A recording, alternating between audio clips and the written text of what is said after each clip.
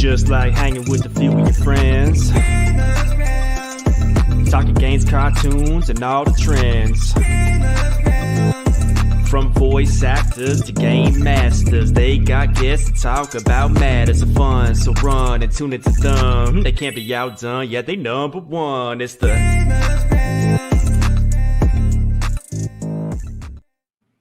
I got long. I hope you guys enjoyed it. Either way, welcome to from episode 64.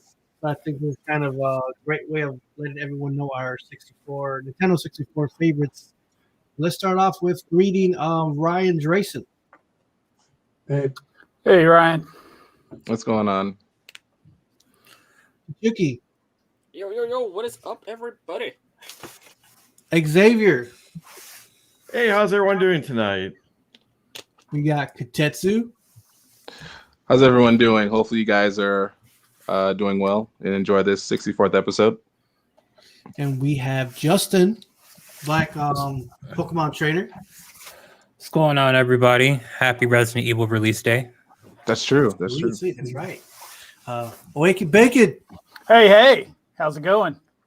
And myself, Kronos, and just I testing out all the new things we can do with StreamYard, so maybe I can make it look a little better next time. I thought it was okay. I felt it was a bit long, but decent intro. But let's start off with I think I'm gonna go maybe in the middle or later on when I go into some of my top favorites. But if anyone wants to start off by going with their top memories, whatever, just feel top 5 games or 10 and talk about maybe 2 of their favorite why or so. So let's call out Justin. So of course you call me out. So I don't remember exactly like how like the Nintendo 64 thing kind of happened. I just kind of came home and it was just there. I do remember my first 3 games that I got for the Nintendo 64, Mario Kart 64, Diddy Kong 64, and then Wave Race. So those are my first 3 games. But in terms of, like what were like my most memorable games that came out for the Nintendo 64, Paper Mario is definitely like up there. I was a huge Super Mario RPG fan when it came out for the Super Nintendo. So having another RPG based game come out for the Nintendo 64 was really awesome. And I thought the storyline was really good. I mean, it did use like the same formula. You have Bowser, you have Peach. Bowser kidnaps Peach. You have to do like go through all these obstacles, all these worlds, and and like get all these stars and whatnot, or defeat all the bosses. Like the formula was the same, but the story that went along with the formula was really, really good. And I enjoyed it overall. And like I feel like it led to to better games in the future, or better Paper Mario games in the future. So I thought that was really cool. Another game that I actually like was Pokemon Snap. As you guys know, the new Pokemon Snap released. It was either last week. It was last Friday it released, and the original Pokemon Snap that came out for Nintendo 64 was awesome. I mean, it was the first time you actually got to see. Pokemon like living in like their own world, and like the cool thing about Pokemon Snap was that they were actually like using like the actual Pokemon like voices. So like when you saw a Pikachu, you heard Pikachu. You didn't hear or any of that. So I thought that was really cool. Like all the Pokemon were making their native their native cries when in the game, and not only that, you're like just taking pictures of them. Like you're manipulating the environment to get Pokemon to evolve or other Pokemon to appear, and you're also getting your photos rated at the same time. So like I thought like all the mechanics that they had in the game was really cool. The only thing that I would have a complaint about that game is like how short it was and how it didn't include all the 150 Pokemon at the time. But those are my top 2 games for the Nintendo 64. And I thought Nintendo 64 is probably one of my top 3 consoles, with number 1 being the PS2. But Nintendo 64, it has a lot of memories for, especially our generation. So, yeah. Cool. Did you want to see any of your games? If any of I got all the commercials. If anyone wants to see one and review it throughout the time that we're doing this, let me know and I'll play it for you guys. But other than that, let's move it on with CHICHUKI. Okay. I got my Nintendo 64 at Christmas. I think the year it came out, and we got Mario 64 and Pilot Wings. Those were the first two games that I played. Mario 64 is one of my all-time favorite games.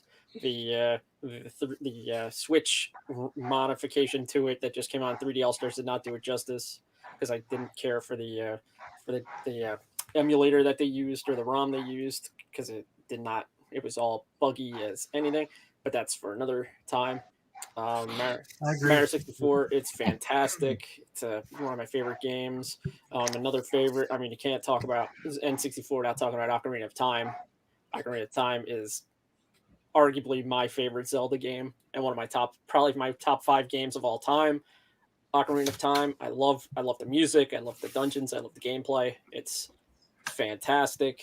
So, and then Banjo-Kazooie is another one of my all-time favorites.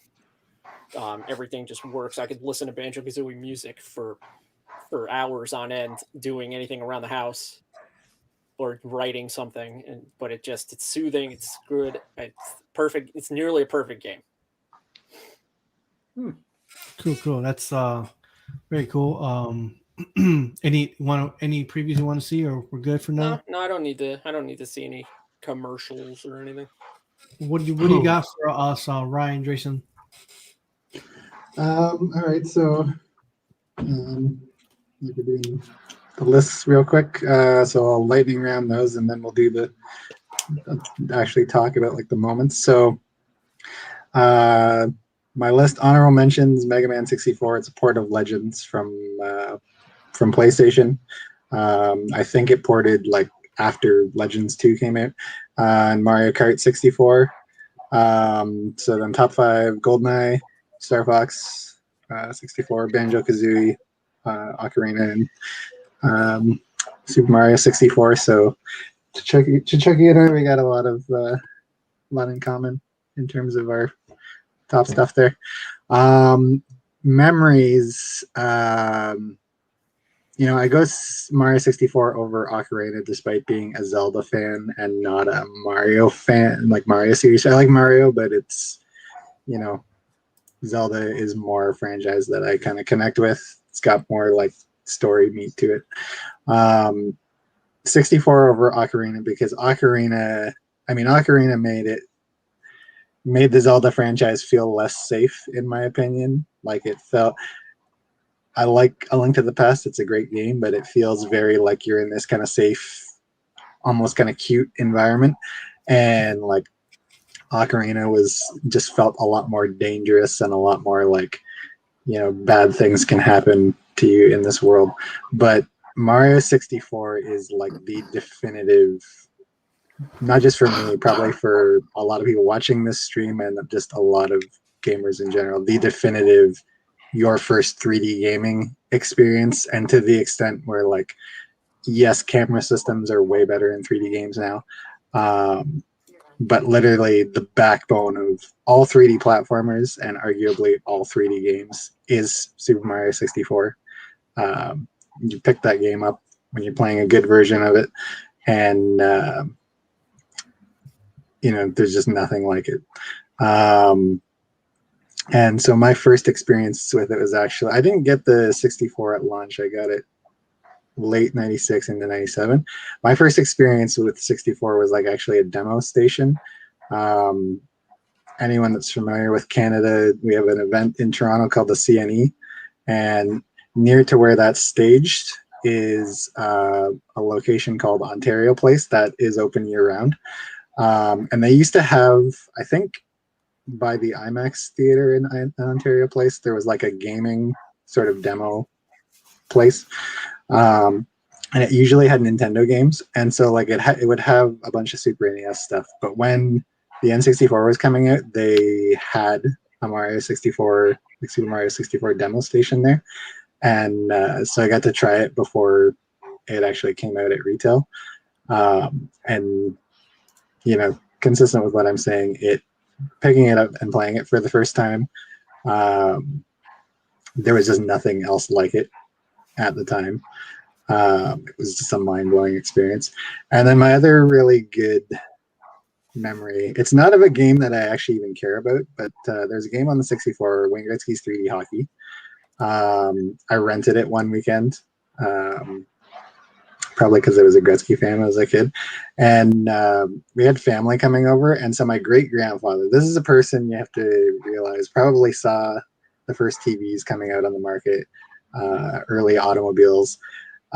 watched me playing this game, and he just kind of like sat there and watched me play the game for, I don't know, good 15, 20, 30 minutes, and was just like, did not know what to make of. And I know we're talking like really ugly polygonal looking people, but for someone who's seen what he's seen like come into existence,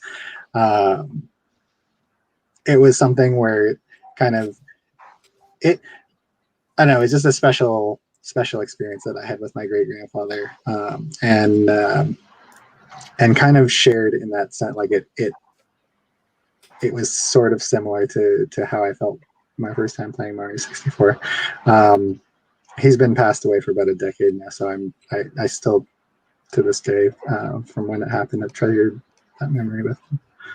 So, yeah.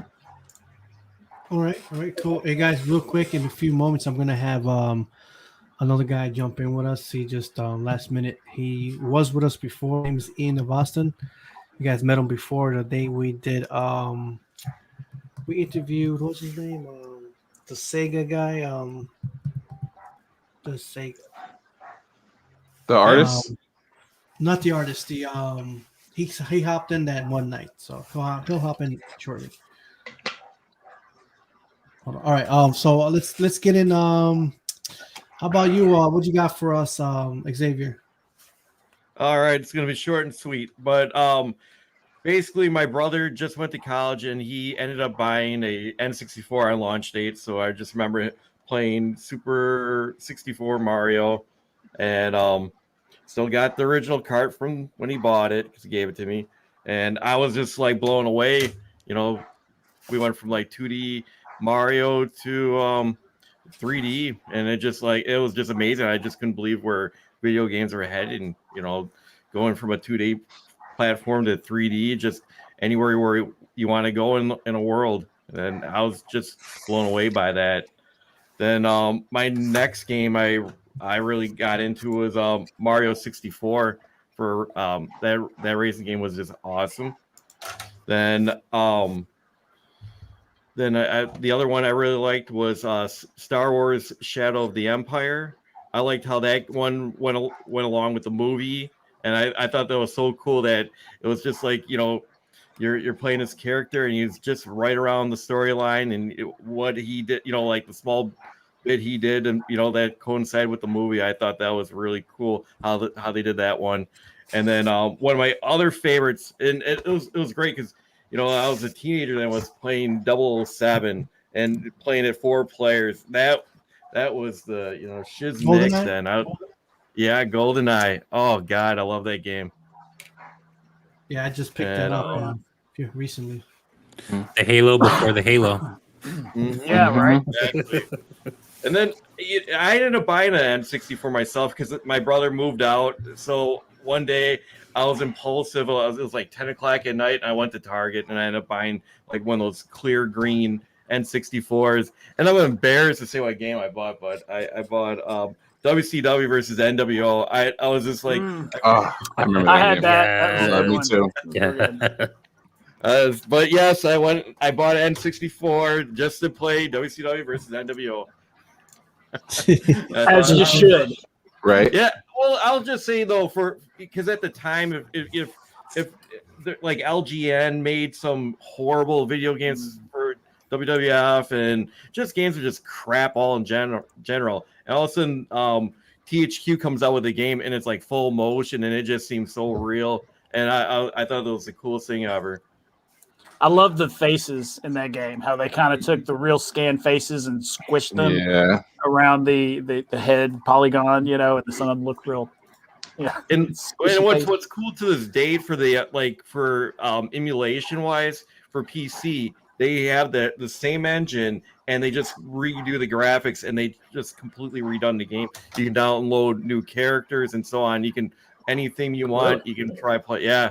I can send you guys links later, but it's really cool. So it's still live. You just have to get an N64 emulator and of course the ROM, and then you have to do a little bit other like little cheats to it, and it'll redo the whole graphics. It's really cool. I'll send you some videos later about it. Okay, cool. Those are my favorites. Awesome. And guys, welcome into the stream. We got Ian of Boston. Jump in. How's it going, man? How's it going, man? How's everybody doing? What's going on, dude? You were with us before, and we were interviewing. I forgot again. Just the guy from Sega. The guy from the Sonic guy, the CEO from Sega. So we'll get with you right away. We're going to put you on the spot really fast. Give us you got a top 2, top 5 64 games and memories. Ooh, top 5 64 game. I really like the WCW versus NWO. Is that what it was? I did like that, but for me it was Killer Instinct #1. That was absolutely #1, man. That was the reason why I bought the system. And then Star Wars Rogue Squadron, and when you had to get the 4 megabyte expansion pack, crazy. Right, I forgot about that. Yeah, I was like, you have to buy a 4 megabyte pack for RAM. This is going to be an incredible game. You can't talk about the N64 without talking about obviously Mario Kart, obviously Super Smash Brothers, and 007 or Perfect Dark, depending on your flavor. I was more 007. I didn't. Perfect Dark was if you had the expansion pack, but it still ran too sluggish for me, so that wasn't my thing. It's probably one of those games. Probably one of those games they tried to like do as much as they can with the limited technology. So that's probably they gave the expansion, but it still ran so slow. Yeah. Didn't Perfect Dark come from the fact that they couldn't make another GoldenEye type game? For licensing? Yeah. So they made Perfect Dark that ran on the same engine. Interesting. I didn't know that. I just knew that Rare was the one responsible, and there were some changes there. And so, yeah, maybe that was it. Interesting. Yeah, I think that was the case. Huh. Is that all you got for us right now, Ian? Do you have any memories at all, or something to memorize about? Or memories? I remember being in the cafeteria of lunch. Sorry, I didn't realize we were live. You're just chilling. You're just chilling, doing everything. So for the N64, was it the I think it was the N64. I ended up getting it for Christmas. Before that, I had never actually had a game console. Isn't that ridiculous? Yeah. No, I never had a game console. Not at all. All my friends had stuff. My parents were like, "Nah, you don't need to play video games. It rots your brain, all that sort of stuff." I'm like, "Okay, fine." So when I got my first job, my parents rewarded me with an N64 because I was working so hard, and so that was my thing. I was like 14 or something. It was great. I loved it. So and then all the money went to every game that I could get my hands on. Wave Race 64. Did you say that? Was that already said? Nope. No. Well, yeah. It was by Justin. Justin mentioned Wave Race. Sorry about that. The waves looked so realistic. Yes. I remember thinking, God, how could graphics get any better? So let me ask you guys this: who struggled trying to play that game the very first time? Like, because you didn't know the mechanics. I never touched it. I wasn't. I touch Wave Race. A few seconds. Water churning, tide turning, sun burning, wave crash, head bash, ride, glide, colliding, high flying, fish frying, eye crossing, cookie tossing, snaking, quaking, booty shaking, scrolling, controlling, rock and rolling, Wave Race 64, the first jet and sweating. He said booty shaking. I'm gonna be honest with you. That's hard to look at. Yeah, here's what's bothering me about this commercial. It just looked like a smudge. Here's what's bothering me with this commercial. Like, there are so many fouls in this commercial. The first foul was that there was no, like, it didn't show any of the mechanics of the game. It just showed you doing flips and stuff. The second foul was that the person went on the wrong side of the buoy at one point. Oh, man. It bothered me watching that a little bit. That's how they sucker you in. Like, yeah, it's so easy to do this. Come by. However, that's my next game. Cost back then. I think Chronos, you shared something with to do with the like different commercials. The thing that stuck out to me is like how 90s they all are. They're generally pretty like, you know, you're pointing out the flaws in the gameplay. They're generally okay about that. They show the gameplay well, but like the tone of the commercial almost every time is totally off base from, of course, like the Ocarina and Majora's Mask ones in particular. Watching those, it's like those are so off base with what the actual game is. Like tonally, it's the commercial is one thing and the game is something totally different. They're kind of amusing to watch in that sense. The Smash Brothers Japanese counterparts. Watching all these commercials of these games that I put all here ready, it was kind of hard. Someone was like, man, what the hell, man? What is with this commercial? It just seems so bad and off. And like you were saying with like the one that I like so much was the Zelda 64 commercial. Well, I don't know why it was done so well, but everything else just seemed a bit buggy or weird. And one of my favorite ones was a Smash commercial.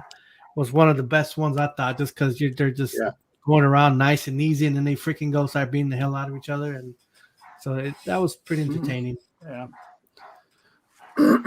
Was Power Stone an N64 game? No, that was Power Stone was Dreamcast.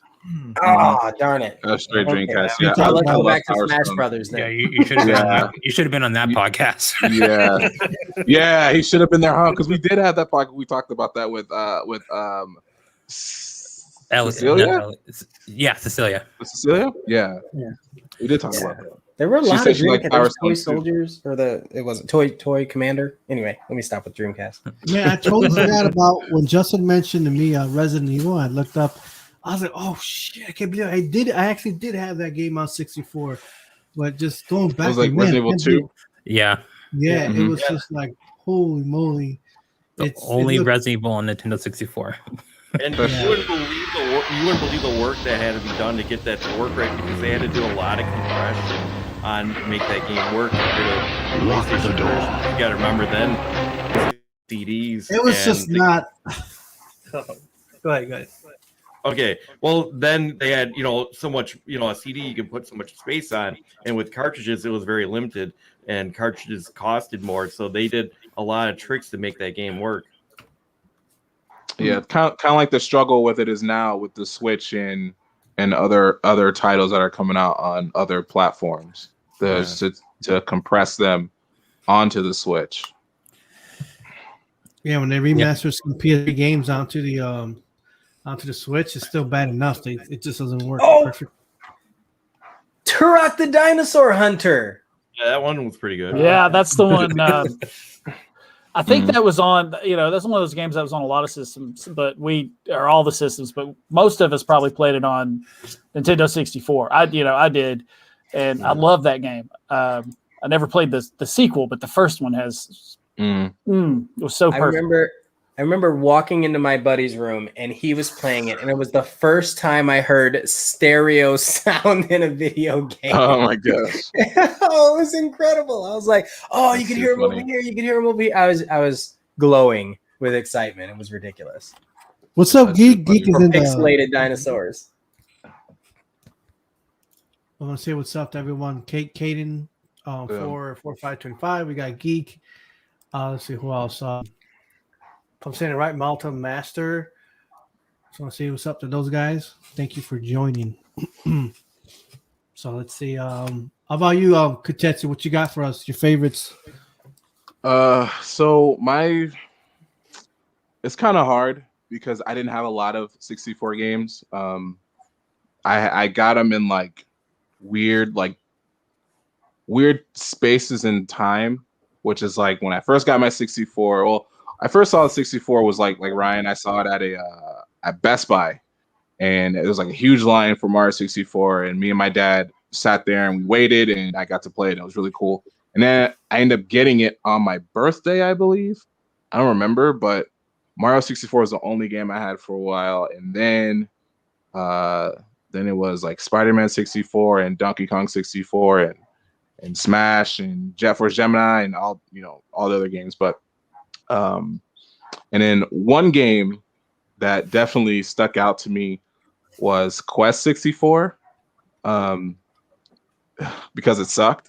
It was a horrible game. It was so bad. Oh, it was terrible. It was a horrible game. But I think my favorite games on there were Star Fox 64. My dad came home and he was like, "Hey, you should try this flight simulator game. It's called Star Fox 64, and I wasn't big into that stuff. But when I started playing it, I fell in love with it 100%, and I still love the series now. Almost 30 something, like 20 something years since I played it first time on the 64. Other one was 1080 snowboarding. I remember we were gonna go to Big Bear, and my dad was like, "All right, you gotta learn how to snowboard."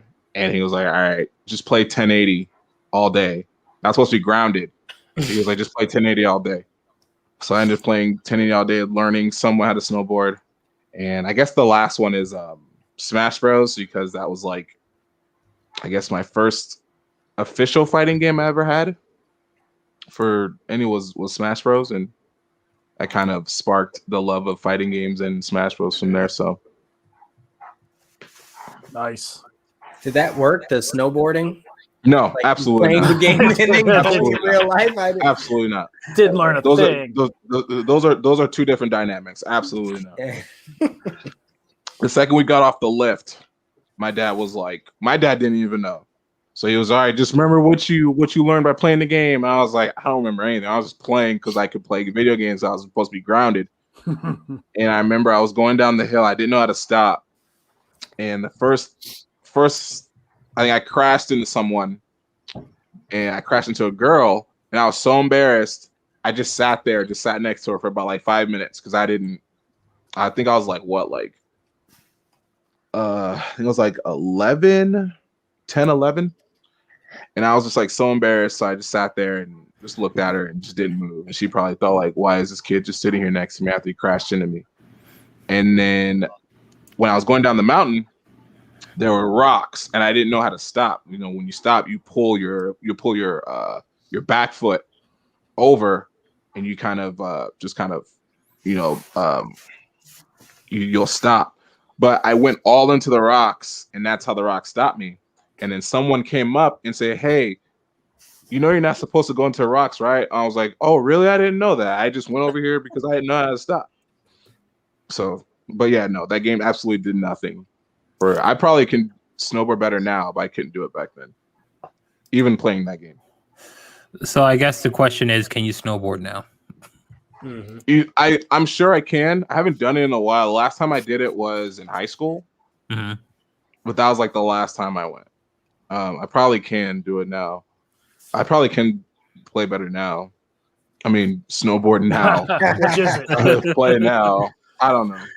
Because I was thinking about another snowboarding game that kind of sparked from 1080 was SSX. SSX. I did play that one. I did play that.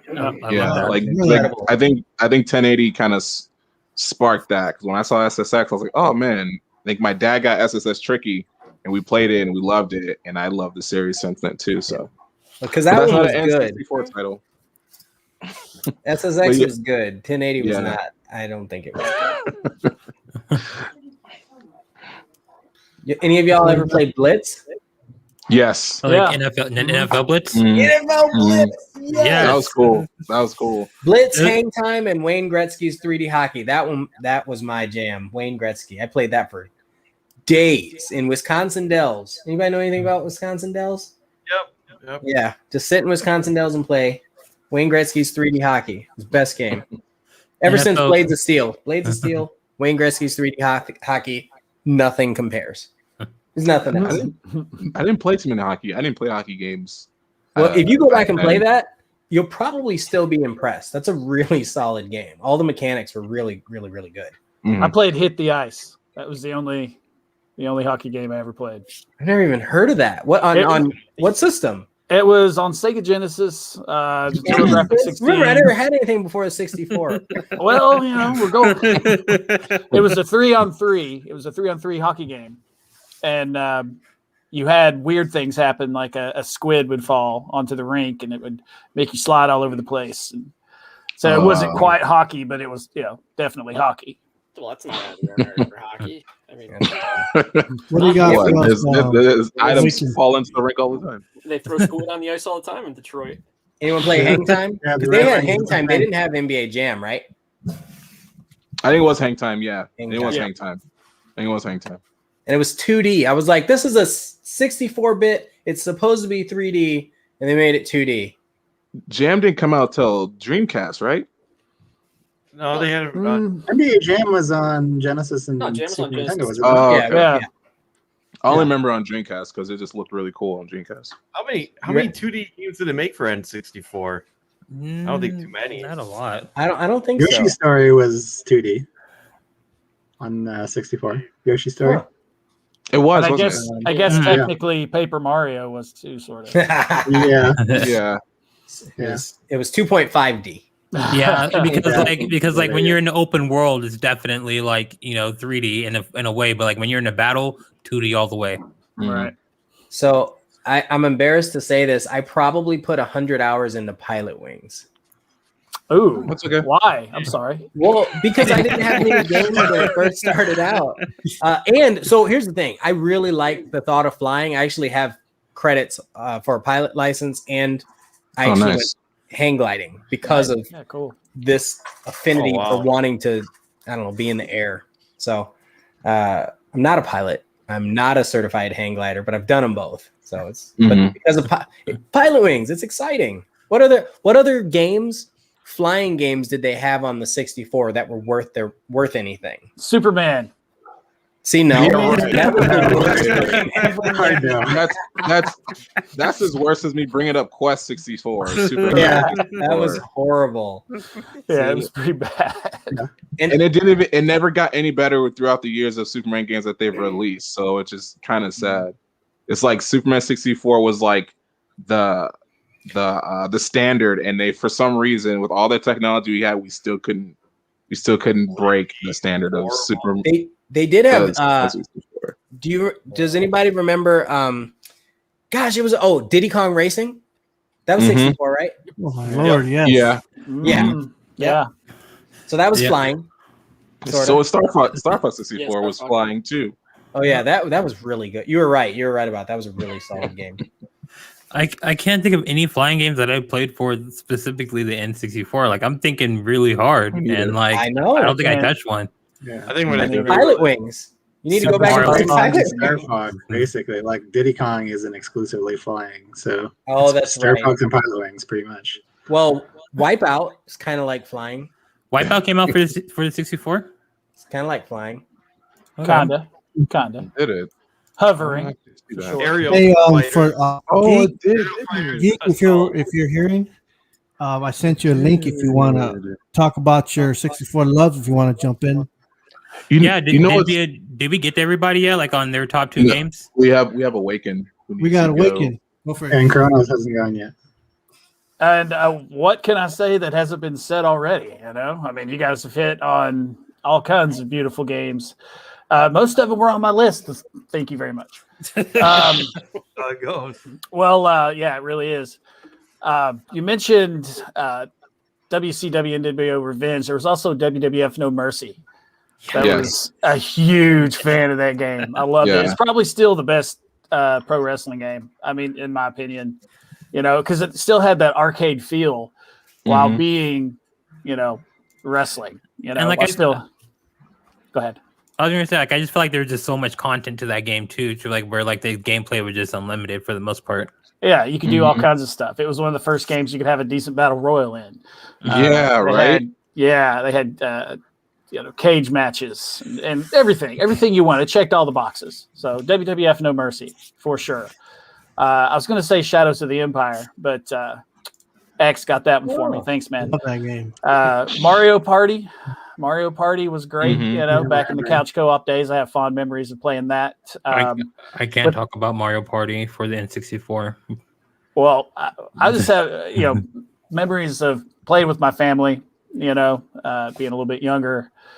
It was good. It was good. It's like, what do you do? This a quick Mario Party question. Did it ever get violent verbally? Yeah, there was several months where a few of us didn't speak. I get that. I may or may not have moved out a couple times. I mean, it was fine. I get that. We get that. We got that now. Yeah, really. Mario Party, yeah. Turok Dinosaur Hunter was on my list. You just can't really beat that game as far as, FPS, especially back in that time. It was so solid, so smooth. And I also wanted to mention the Rumble Pack, okay? Because that was something I didn't like it. You didn't like it? You didn't like I didn't like the Rumble Pack. Well, I mean, it was the first time that we had that kind of reaction, Yeah, it was really, cool. It was cool. It was an add-on. It wasn't part of the controller, but it kind of did its thing. I mean, now when you have a Rumble controller, you can it's fine. But I feel like with whatever mechanism the Rumble Pack worked with, sometimes you actually felt your hands like doing this, and it was a little slow. So it was like tonk tonk tonk tonk tonk. I don't know, some kind of whatever wheel mechanism. I'm no scientist. I don't know how to make Rumble Packs. But those were really my favorite N64 moments. I mean, I could probably go on forever because I mean, Blockbuster was a thing back then. It was, wasn't it? Yeah. So I mean, games, hot and cold running games, and they also had what was it called, the Wavebird, which was the first actual worthwhile wireless controller. Yeah, that was a GameCube accessory, though, wasn't it? GameCube. Yeah. Yeah. I think it was Wavebird. No. Hold on, I'm gonna do some research right now. Yeah, I'm pretty sure the Wavebird was Cube. The Rumble Pack came out with Blast Core. Yeah. It came out at the same time as Blast Core. You remember that game? I remember that. That game was okay too. Yeah, Blast Core was cool. That almost made my list. I had some issues with Blast Core because I just had a hard time playing it. Wavebird actually came out was GameCube. Was it? I don't see anything. Yeah, well, I still love it. There were some things that they tried to do with Wavebird for the 64, like modders and stuff, but officially, the Wavebird was. I had a Wavebird. I was happy I got my Wavebird. It was way ahead of its time in terms of. It was the first one you could stand in another room and play the game while you're in the kitchen. And you know what's crazy? And we talked about this the other day, Wake, and how Nintendo's always those first who always try to innovate and change our experience of how we game. And with the Rumble Pack, they kind of had that idea, and then other consoles just integrated it into their controllers. And the wireless controller was with Nintendo, the first one I've ever seen. They had wireless controllers for the original NES, but they were horrible because you had a sensor that you draped on your TV. It kind of went across the top as a bar and down the side so it could pick up. And then they were wireless Nintendo controllers, but they sucked. So bad. It was third-party, I think. But that's crazy. That goes back to what we were talking about the other day too. It's about Nintendo always trying to innovating. I mean, look at what they've done with the Switch. It's like they basically combine handheld and home consoles, in one thing. That might get followed up on by somebody else. We don't know, but that's definitely true. Now, real quick question before we move on. Awaken, I see that pancake shirt. Is that a New Days pancake? Pancake power, baby. Yes. I'm like, I knew I recognized the font. I'm like, that's New Day. That's awesome. That's it. Also, shout out to Ocarina of Time making the Rumble Pack something you had to kill 20 spiders for. Oh yeah. That was awesome. Awaken, you good? Anything else? That's fond good. Memories. If something comes, fond memories. I'm kind of like Justin. My Nintendo 64 just showed up. I don't know if I got it for Christmas, for a birthday, or somebody else's, and I took it. I don't know. No, I wouldn't do that. I think it was my brother's actually, because between the two of us, we always kind of worked it out to where we had all the game systems that we needed. I'd have like the PlayStation, so he'd get the 64, and we'd have that going. So we were still growing up. So, but yeah, it just appeared out of nowhere. I spent a lot of time on it, and it makes me think of my parents' basement. Because that's where it was. And so, all right. But you know what? Oh, never mind. Go ahead. No. Go ahead. You were going to say? I don't know. If you're still showing previews, I would like to see the previews for Shadows of the Empire. Yeah, that was a big one. Do you have it? I will have it in a moment. As we continue, you guys go ahead and continue talking for a second. Give me a moment. I can get it set up. Anyone play F-Zero? I did. F-Zero was a great series. That was a really good game. Sadly, it didn't go past. It didn't go past GameCube. Yeah, never didn't go past GameCube. I'm very upset that it didn't. I'm actually kind of surprised that it didn't either. Mm-hmm. I don't know. Because when F-Zero came out. No, wait. I'm thinking of another game. Sorry. Continue.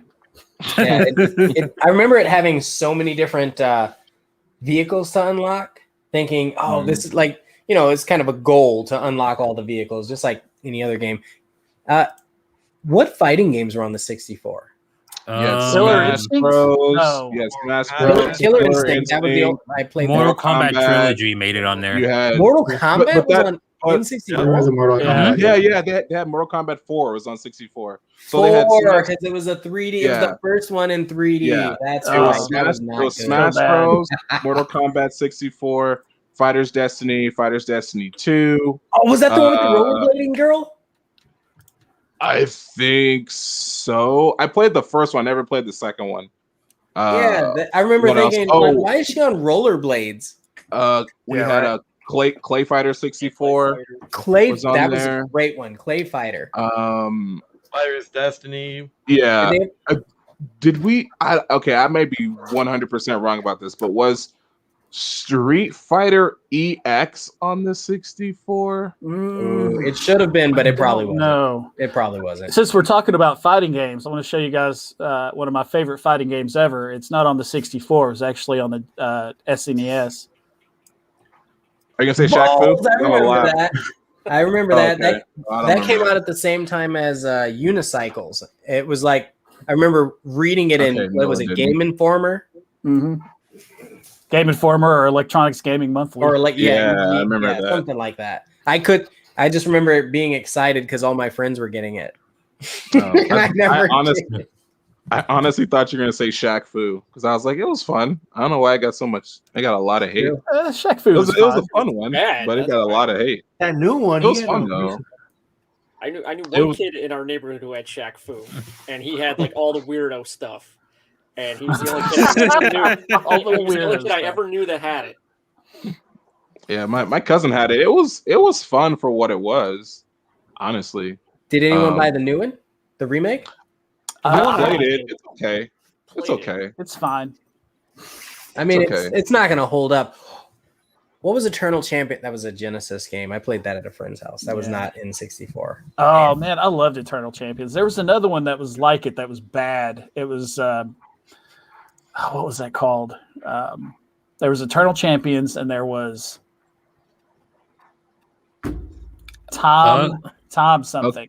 Okay, so I have a list of all the fighting games on N64. So there's Fighter's Destiny, Killer Instinct Gold, Clay Fighters, Mace: The Dark Age, Mortal Kombat 4, Rukuga Kids, BioFreak. I forgot about BioFreak. What's that? It's like a weird like Mortal Kombat-esque game, I think. I remember seeing it, but I never touched it. Gasp Fighters. Dark Rift. I forgot about Dark Rift. Oh, yeah, I remember that. Dark Rift. I forgot about Dark Rift. That was a fun one too. Flying Dragons. I emulated that like when it came out later. Mortal Kombat Trilogy. War Gods. Yep. I guess you can say fighting. I remember that. That was mediocre. I guess you can say fighting. Fighting Force doesn't count as a fighting game though. That was more of a beat 'em up though. They're counting it as a fighting game, which is weird. WWF No Mercy, Dual Heroes. I don't know. Smash Bros. Killer Instinct 2. I think that came out in Japan. No, that doesn't count as a fighting game. WWF WrestleMania 2000, Beast Wars. Okay. Yeah, Transformers Beast Wars. I remember that. Yeah. Oh, that was that at all. It just total crap. Horrible. Custom Robo. It wasn't good. It was ugly. There was a Custom Robo on the 64. I don't know. And I think that's it. Oh, and then Let's Get Ready to Rumble. I don't know if you guys remember that. Ready to Rumble. Boxing. Was that a boxing? Yeah, that was like Dreamcast and N64. I remember that. Oh, that's right. It was the Punch Out, Mike Tyson's Punch Out, like rip off, right? A little more. Yeah, where it had a character called Afro Thunder, and he had like this huge Thunder. Yes. Yeah, I remember playing it on the Dreamcast because that was like the more optimal one to play it on. Yeah. And yeah, that was it. That's actually Rumble too.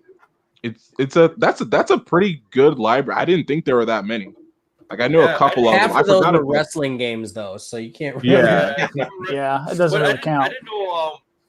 I don't remember Ready to Rumble 2 boxing came out for the N64. Yeah, it was N64 and Dreamcast. It was M64 and like Dreamcast. But I forgot about Dark Rift. Dark Rift was a game that me and my cousin played a lot. Dark Rift and Fighter's Destiny was the games we played a lot. Dark Rift.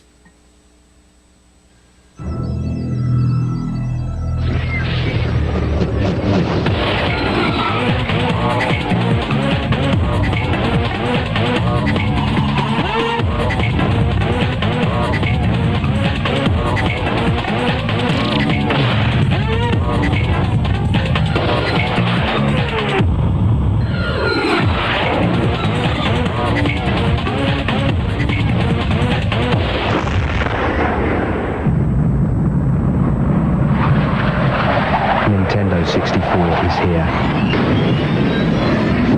Get into it. That's a real rough commercial to watch. That's a rough commercial to watch. That is really basically rough. exactly what I was saying about the commercials. They're like tonal, like the gameplay looks and kind of feels Star Wars, but the music, no Star Wars movie has ever had music like that. No, and I can basically guarantee no Star Wars movie ever will have music like that. Like but it's so divorced from the experience of what it was the late 90s. Yeah, exactly. it's so nice. Yeah, exactly. They're all like they're almost all like that. They're all like super 90s artifacts. I got another one for you. So this is one I probably put in more hours on this than even Pilot Wings. Bomberman 64. Yes. Yeah, that was good. That was a good one. Best That was Bomberman great. Because you could lob them. It was different than all the 2D, 2D angled, isometric angled ones. Bomberman 64. That was. Do you have that? Yeah. Bomberman, I can get it.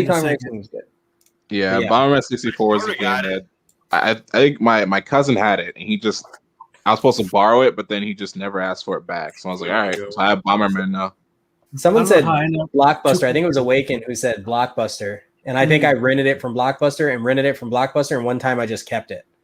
I mean, they were fine with that. But you guys forgot about one game. They were fine with that. You could. Yeah, they don't care. They were That's cool. why You guys haven't mentioned right now.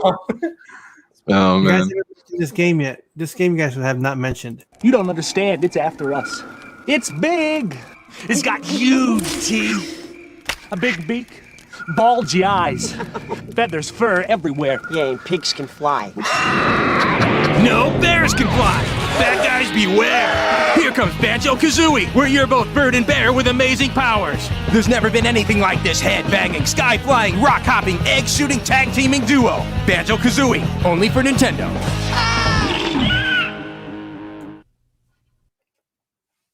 I just forgot who mentioned it. We mentioned I it. played that. Yeah, it was mentioned. Yeah, I was like, it was mentioned. I just forgot. Yeah, it was mentioned. Yeah, it's one of the games. Wasn't it Chichuki that mentioned it? Yeah, it was Chichuki. Me and Ryan mentioned it. Yeah, it was. Yeah. Can anyone tell played me it recently on the Rare collection. Wait, what? Anyone had a favorite N64 commercial? They were all bad. They were so goofy, like that Super Mario 64 commercial with like the kid in it. That was the Smash one is the only one that holds up. That was trying to emulate like what he was doing. Yeah, that's the only one I remember. It showed like the video game as it was playing, and then there was like a little kid, or not a little kid, but like a teenager, and he's like, "You could do anything Mario could do," and he was climbing on the ceiling and stuff. I remember that vaguely. I still play Mario. I still to this day play Mario Tennis for 64. That was good. That was good. Yeah, that was good. Yeah. Did Duke Nukem have a commercial? I'm pretty sure it had a commercial. They did Duke Nukem for 64, huh? Yeah, and it they was did. Hail to the king, baby. Oh if yeah, you're comparing the really PC version to the N64 version, the N64 version was definitely censored a lot. I'm sure it was. Oh, I bet. Oh yeah. I bet. It's Nintendo. They didn't have any of the naked woman in it. Damn it. Oh, that's a shame. All I did was throw trip mines around the football stadium all the time. That was it. It's fun. Yeah. Multiplayer. You had to get the PC version to really get the full Duke Nukem feel.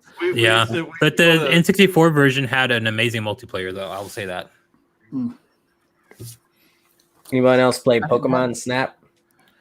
The new one? Yeah. No, but I think was- I have to get it though because it looks really good. No. The N64. The old one? Oh yeah, I played the old one like crazy. Okay. Or it wasn't Snap. I didn't play Snap. Snap, you had to have like a thing. No. No, you just had the controller. Yeah, you can just play Snap. I played Stadium. That's what it was. How cool! You actually do the Pokemon fight versus on the Game Boy Color or Pocket or whatever, where it was just the little 2D thing. I thought that was really exciting. Yeah, actually, I jacked one of my friends' Mewtwo from that and put it on Stadium so I can beat Elite Four. Cheater. That's the way to go, man. It was hard. Like Mewtwo's psychic was so broken in that game, it one shot everyone. So I just kept doing that. At least you made it to the Elite Four. I never made it past Lieutenant Surge. Oh man, that Raichu is Surf. A natural. I would love to go. That's one game I would love to go back and play is Pokemon Stadium, like a good emulator or something for it, or the original. All right, so we've all said ours. I think it's time for Kronos to say his. Okay. 20 lists of games that he has. Kronos I is top actually 20. I actually have a top 11 actually. 11 Donkey Kong 64. I was like Donkey Kong Country 64. I was like, what? I said Donkey Kong 4. That's 11. 10 Smash Bros.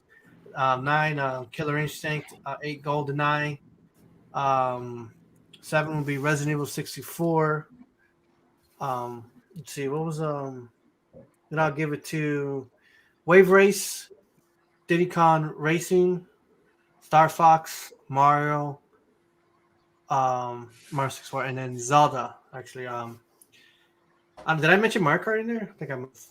Yes, so thank you did. Either way, but most memorable games, they're all so damn good. I mean, but I would say I loved so much Star Fox 64 a lot. As much as I love Zelda, Mario, it was just great. I really enjoyed the Rumble Pack feature for Star Fox. That was just kind of my thing at the time, and that's one of the reasons why we bought it again. It was for Star Fox, and I had to look around for the Rumble Pack. As you guys seen, I was always showing it. I had to find this separately, and I did. And so the only thing I'm looking for now is that I can't play this until I find the expansion pack. So I can't. I got one. Oh yeah, you do need the expansion pack to play DK. You do. Yeah, that's right. I think it came with it. If you bought the game, it did come with the expansion. I remember that. Mm-hmm.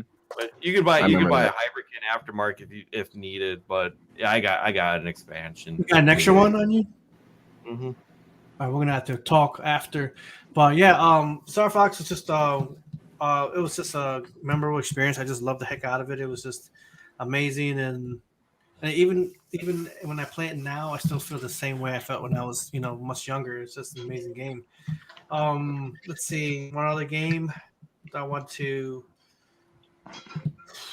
talk about Wave Race, but you guys pretty much said it all. Like the water effects are still amazing if you still play it now. I still love the hell out of that game. I'm looking for that one right now, and I go play it. That game is hard as hell too, to this day. Yeah, you got to get I can order it, but I like hunting and going to stores to see if I can find it. So far, you can't find Wave Race. Yeah, I can't find Wave Race. Dude, you know what a game that no one has mentioned yet, and I think me and Awaken talked about it, is a game called Hex, or is it Hex or Hexen? Hexen is, yeah. Yeah, Hexen was cool. I enjoyed that. For my first game that was like that was like Elder scroll-esque kind of game. That was probably I had fun with that one because it was first person, right? First person perspective. Yeah, you can either play like a warrior or like a mage, and things like another. There was like 3 classes in the game, I think. Yeah, it was cool to go around and cast spells. You know, the guy's hand would come up and do the thing. It's cool. That makes me think they probably had a Quake. Did they? I think they might have Quake. I'm checking it. Yeah, they did. Yeah, they had Quake for 64. Yep. There it is. Oh yeah. Nice. Doom. No one said. Has anyone said episode 1 Pod Racer? Nope. No. That game was fire. It was good, right? It was a good one. Good. It didn't port over to the computer well, though. It didn't. No, I have that on Steam. I think it's on Steam. Yeah. Is it episode 1 Pod Racer, or is it Episode that one Extreme Pod Racer. Racers? Okay. I know there was 2, right? There was like that one, and then there was like another one that released that end up being ported over to like the current gen consoles. Yeah, they had one that came out for like the I think was it the PS2? Because I could have swore there was that one, episode 1 Pod Racer, and it had another one. There's one that came out for the PS2 that took place during episode 2 and like had like an adult version of Anakin in it. Oh, that sounds weird. Yeah, because or maybe it was just this one. Okay, maybe it was just this one. I could have sworn there was 2. Geek is jumping in right now, but I can't see his face. Maybe I'm silly. He was there. He got disconnected. Where'd he go? He'll be here soon. Chased him away. I got him. Oh, here You got a cam, dude? Can we hear you? He's got his. I gotta set it. There. He probably has like his awesome setup that he uses. Guys, in the meantime, check this out. No matter how they toss the dice, it had to be the only one for me is you. Something's gone wrong in the happy-go-lucky world of Nintendo. Introducing Super Smash Bros., where all your favorite characters go toe-to-toe in one 4-player star-studded slam fest, only on Nintendo 64.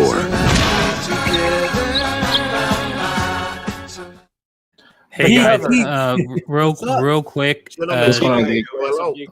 Real quick. First of all, Geek, what's going on, man? Real quick. I do have to step away now. I have something going on at 7. But I do appreciate you guys having me here. Thank you for joining us. Of course. And I enjoyed the conversation. So until next time, guys, Geek, it's not you. Right. I just want to let you know. Right. I just want to let you know, my guy. Right. Yeah, I'm just like, all right. Yeah. Cool, I gotta go now. See you later, man. All right, guys. You guys have a great rest of your night. Always a pleasure. Take it easy. All right, Geek, give us your top 5 or 10, whatever, 64 games and memories. Top 5 64 memories? Or 10, whatever you got. Everyone bring popcorn too. Layup, bring your popcorn too. I'll start with saying my top 5 favorite N64 games. I'm just going to throw them out there. My first one, that's what I came in on the commercial, is Super Smash Brothers.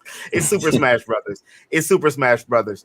Ocarina of Time. I love Ocarina of Time. Mario Kart is where me and Wario formed a bond that we still have to this day.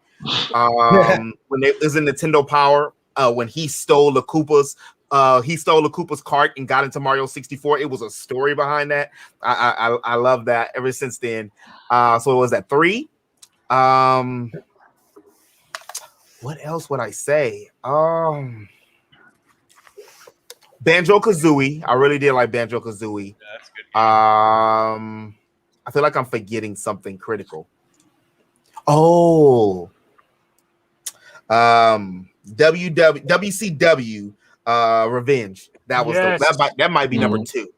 Yeah. Those games were the 64 for me was the party games. I lived in the cul-de-sac growing up. So like from 14 to 18, I was in a cul-de-sac where everybody, different races, genders, everything, just playing games. And that's what we used to just do. And so I played all my RPGs on the PlayStation 1. which got thousands of hours. And then the 64 was like the party system. And everybody had one, and then that was the one everybody come over. And it has to be Mario Kart and Smash Brothers. Mario Golf was really Mario Golf was cool. Mario Golf, I really enjoyed that. It taught me the rules of golf. That should be up there too, actually. Did it teach you how to play golf in real life? You know what? I still suck. I'm still terrible. It was good though. I'm waiting for this one that's coming out now. I'm really excited for this. Oh, this one's gonna be crazy. I like the new mode that they have. They call it, what is it, like Golf Rush? Or it's like somewhere is like it's like this weird, like every time you take a shot, everyone kind of just runs to their ball, and it's like the first one who gets that hole in one or something like that. And it's all like real, like it's all real time. Like everything's just happening. It's not like traditional. It's like everyone's like 4 players. You all start off, you hit your ball, you like have to run to it and like hit the ball again. And I think they have like some kind of Mario Kart aspects to it where you can put like power ups or like debuff or something on there. But it actually looks pretty fun. That sounds fun. So somebody said the new one. Is there a new one for the Switch? Yep, Yeah, it's coming out. July, June or July. So they have one already. So is it like just a part 2 or? No. This they had is tennis. The first one. Yeah, this is the first one. Oh, like when I was mentioning Rush, that's going to be in the new Mario Golf that's coming out. We do only have tennis. Huh. Yeah. Interesting. Which gets a bad rap. It's a good game. It's just got a bad rap on it. Not bad. So guys, go ahead and get me. Do you have any other fond memories of having your Nintendo 64? Well, you said you named everything up to 2, but what's like your number 1 game on the 64? It's Smash Brothers. Is it okay? It's Smash Brothers. Smash Brothers and probably WCW Revenge. That was the one. That first WC, that was like in the height of I'm not sure how many of you guys are wrestling fans or used to be wrestling fans. But in that late 80s, early 90s, when everybody was like really established themselves, the Attitude Era was coming between NWO and just, you know, Stone Cold and The Rock. And WCW just had better games. Like that's when the NWO was out. Kevin Nash and Scott Hall, the Outsiders. We used to just battle on those games for forever. Duke Nukem was good too. I used to like to run around on Duke Nukem. GoldenEye. It was my most fondest memories was going to Video Zone with my friends. You know, we broke little kids, you know, going and putting up money together to rent a game for the weekend. And then we all would just like play like Mario Party. What's funny about Nintendo games is that they're supposed to be for kids, but Nintendo games are for kids. I've seen more fights and more violence with Nintendo games than any other game because it's kind of like Kingdom Hearts. You thought it was going to be easy, but it's not. It gives you that kind of like that flip vibe. I've seen the first time somebody's ever tried to fight me over a video game was on Smash Brothers. 5 stocks. I was Ness. My homeboy was Mario. And we both like Ness and Mario. It's on Star Fox stage, right underneath that little, you know, little peak right over there. And I just beat this man so bad. I had like 4 stocks and he was down to 1 life. He jumped up and punched me in the face. I said, "Oh, in real life? Oh, in real life, it gets there." Yeah, we were talking about Mario Party earlier and how many people how many relationships and friends we lost, how many people that we beat or left. Yeah, like I've got never talked to again. I've had I was over at my cousin's house and we played Smash Bros. And his friend came over and he was talking all this crap and I was like, all right, like I'm not someone who reciprocates that. I was like, all right, whatever. So I'm more someone that you can talk, but you got to show me here on the sticks.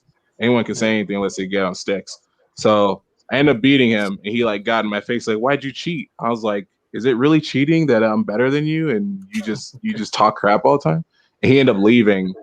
And my cousin was like, I didn't know he gets like that. I was like, yeah, you don't see your true colors of your friends until you play fighting games with them. So that's right. Sure. This game here. Nice. What is that one?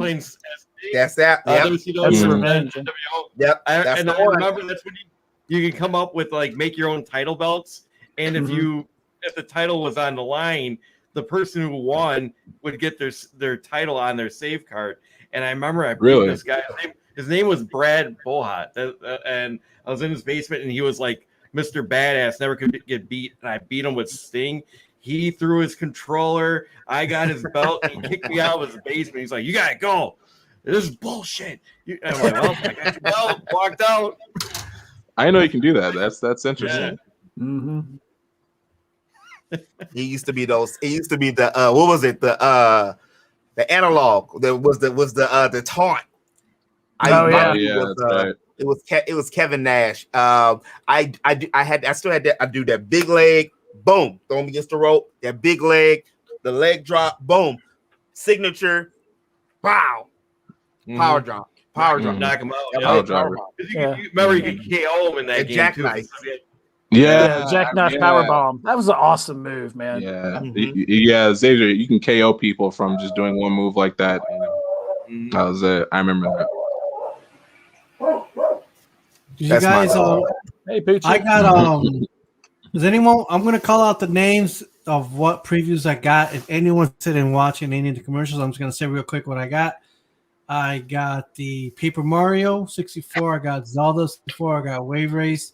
I got Turok, Star Fox, Smash, Resident Evil, Pilot Wings, Pokemon Snap, Mega Man, Mario 64. I got Mario Kart. Mario Kart was a weird one. Majora's Mask.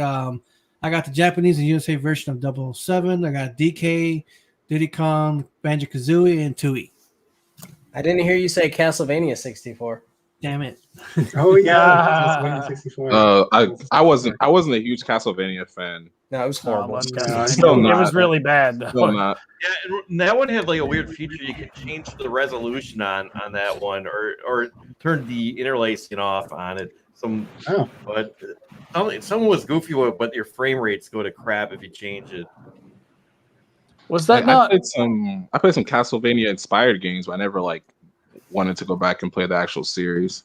That's because Symphony of the Night was the only one, and it wasn't on so 64. good. It was so good. I loved it. How you go through and you played it, and you beat it, and then you had to go back through the game with the house turned upside down. What? Yeah. What? Genius. It was great. Did they ever make a Worms for the 64? I would imagine they did. I think so.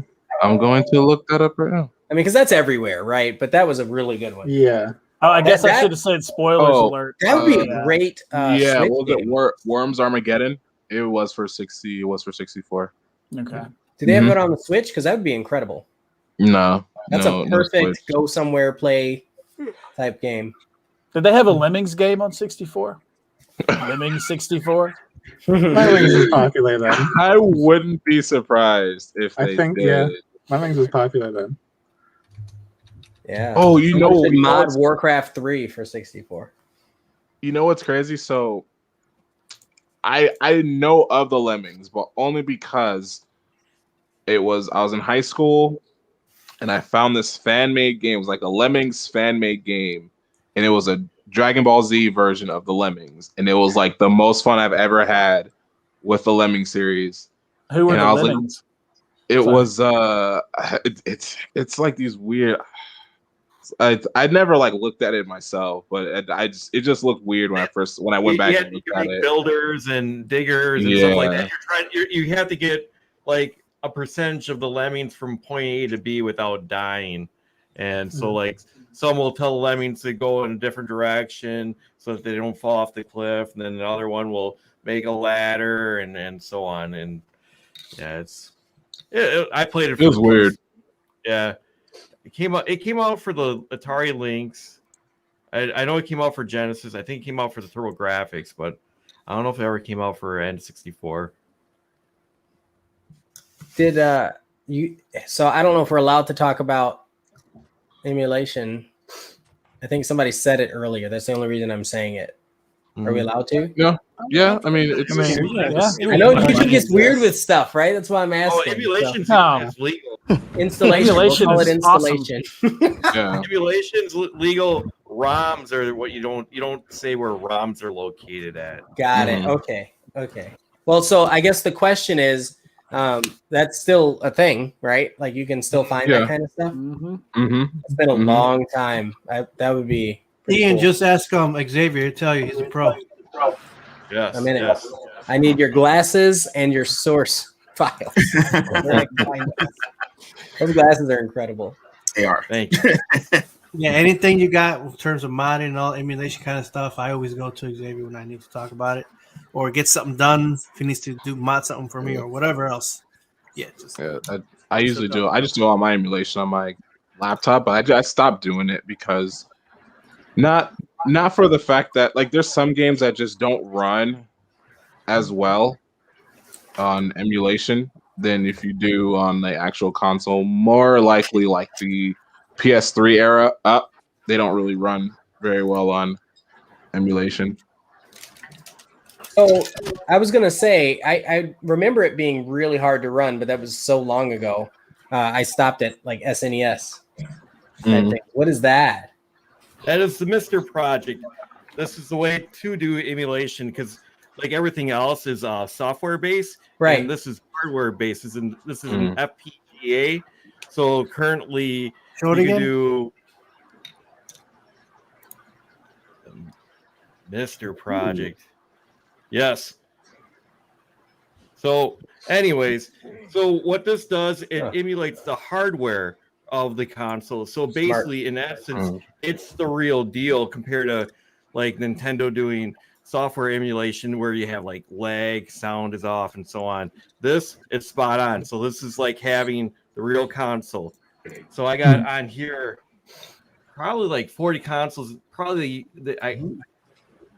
I have like Capcom 1 arcade games. I have I'm trying to think what the PlayStation 1's probably like the most complicated one they have on here so far. But I got Genesis, Super Nintendo, Game Boy, just tons of ROMs.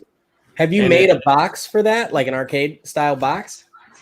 Well, yeah, I'm gonna make a 3D case for this one when I'm all done. The only problem I had with it was in order to play more ROMs on there, it had a memory expansion on here, and whatever I got didn't work. So currently, I can only play Sega Genesis. And what's weird is I can't play Atari 7800 games because it requires the memory expansion.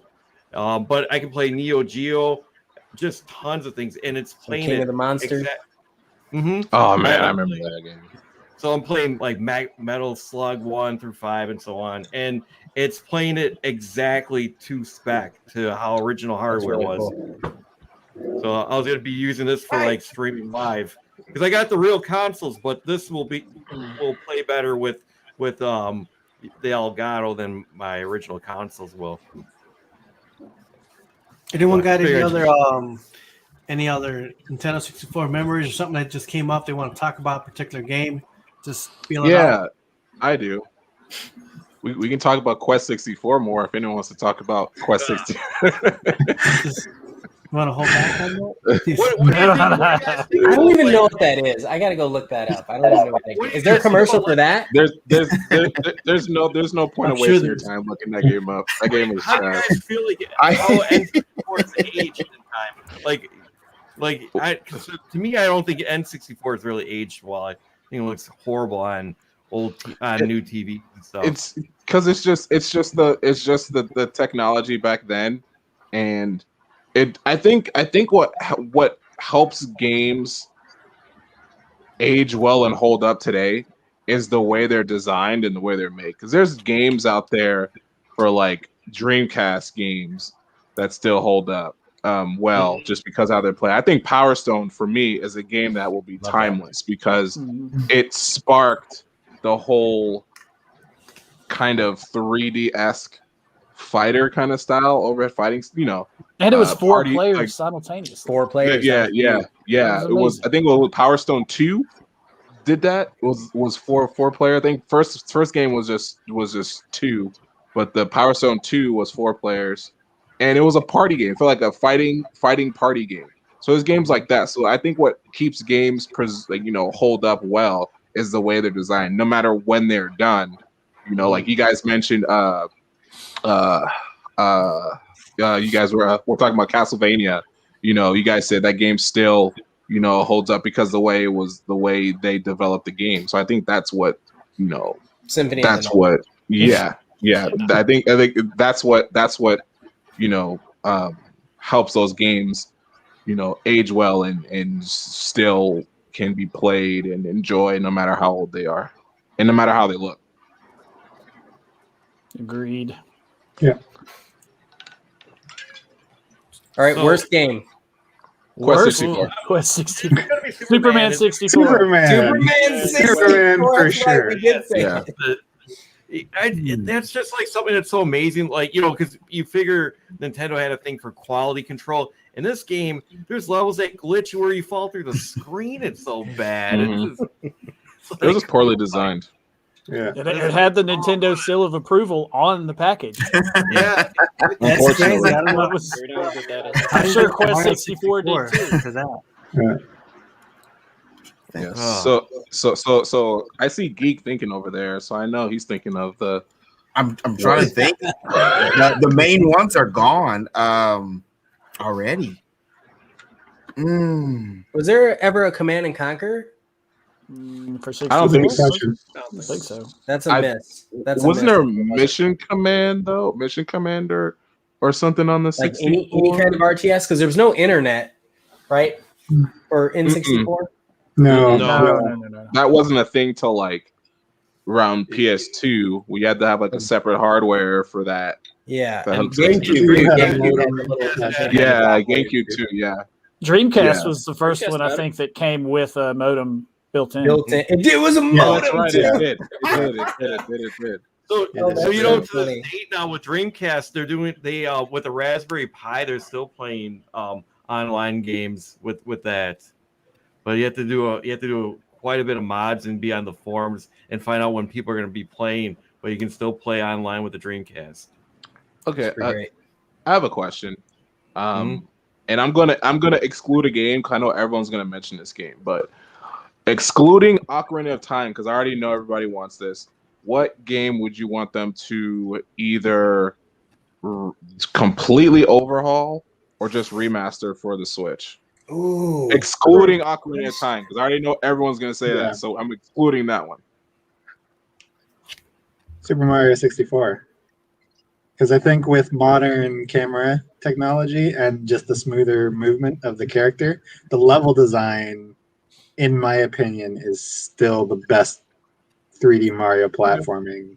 Better than Galaxy? Yes, Galaxy is very guided, linear, that makes you feel like it's open, but it's not open. It's go here. This is where we want you to go. This is the goal, the level. Yeah. Odyssey kind of got back to the 64 design style, but it's got too much of sunshine in it where some areas are just open for the sake of being open and you can run around, but there's nothing really there to do. It's just a go-between for different different things where there's actually something to do. Yeah, like collectibles and stuff. Yeah. Like there's some area. Yeah. That's what I thought they're gonna do for 64, but they didn't. They just kept the same thing they did for N64 days. Do they have a current gen Star Fox? The only one is 0. Oh, that's it. My Switch one. I'm gonna go with Bomberman 64. I'd play that. Like it's a 4-player fun game that we're missing on any console. You have the old school style Bomberman, but it just nothing felt like 64. Yeah, I get that. So I'd like that. That's mine. That's my dib. Maybe Wave Race. Yeah, Pilot Wings. I don't know that Pilot Wings could pull it off. Pilot Wings worked well-ish on. I have to see it. It wasn't terrible. But with all that blur, I think I've heard of it. Like if they remastered, I think it'll look way better. Because if you played Pilot Wings now on your N64 and TV, it looks like shit. I don't know. Maybe if it did look better, I don't know if its looks was really the problem for me. I would totally play a remaster of Pilot Wings though. You know what would make it cool if you did this. Yeah, Oh, they use the motion. The motion controls. Absolutely. What about this game? Remastered. I'd play it. Let's do it. All right, who's making it? But just like the license has to be crazy though. Now, Wouldn't that, okay. crazy licensing on that game? I mentioned because No it's Mercy. not the French. Oh, that's crazy. Go I ahead. mentioned No Mercy earlier, and if anybody's familiar with AEW, they're coming out with a game next year, and it's did they based push it on to, No Mercy. I thought it was there. I thought it was this year. Did they push it to next year? It'd have to be late this year if it was. Okay, because I've seen it. I do miss arcade wrestling games. Like the simulations were cool. I think the best WWE game that I've ever played. There's two. It's either WWE 12 and WWE 13. Those were like the best ones they could have ever done. And then they just kind of stayed at that plateau for a little bit, and then they tried to do something different, and it kind of and they were on a time crunch, so it kind of destroyed the development, and it wasn't THQ anymore. It was 2K. They started doing, and then like some other company, they were doing it, and it didn't feel the same anymore. Well, with the last one that came out, the 2K 2021, whichever. No, it was 20. Yeah. And they had to switch development teams in the middle of it. Yep. I remember that. That's why that was garbage. Why can't I hear myself? I don't know. Where's the echo coming from? I don't know, but yeah, I think those are the best ones that I've was WWE 12 and WWE 13. Cruising World and Cruising USA. Cruising USA was fun. That's a good one. And did they have a San Francisco Rush? I don't think I played that one. It was just a 360 or a 360. Wow. 3D version of Cruising USA. They came out for the 360. Okay. I was like, what? I don't remember that. Oh man! I think I played Cruising. I think I played Cruising on. They had it in arcades, didn't they? Like they had like the actual arcade. Yep. Yeah, that's the only San time Francisco I played Rush and Wave Race was actually in the arcades. I don't think I touched the Wave Race. I don't know. It's so long ago. I don't. Yeah, I might have. I don't Gauntlet Legends. Gauntlet Legends was. Why did not that might make my list? Yeah, that was a good one. Yeah, mine either. Fantastic. That was fun. Oh, I remember Hydro Thunder. Yes. Oh yeah, I would say I love that one. If I could find one I would want to bring back, because I had to search too. I was looking because most of them are already back. That I would want. I would go with Mischief Makers. I don't know how many of you guys played Mischief Makers. Oh yeah. And it was like that old. It made you feel like it was like the little anime robot and had like a nice little story to it. Oh I yeah, never yeah. Makers, but it was a cool game. I would like to see that. I've never seen anything else from it. It was like the female version of Mega Man. And that's right. That's it. Yeah, it was cool. I like that. Forgot about that.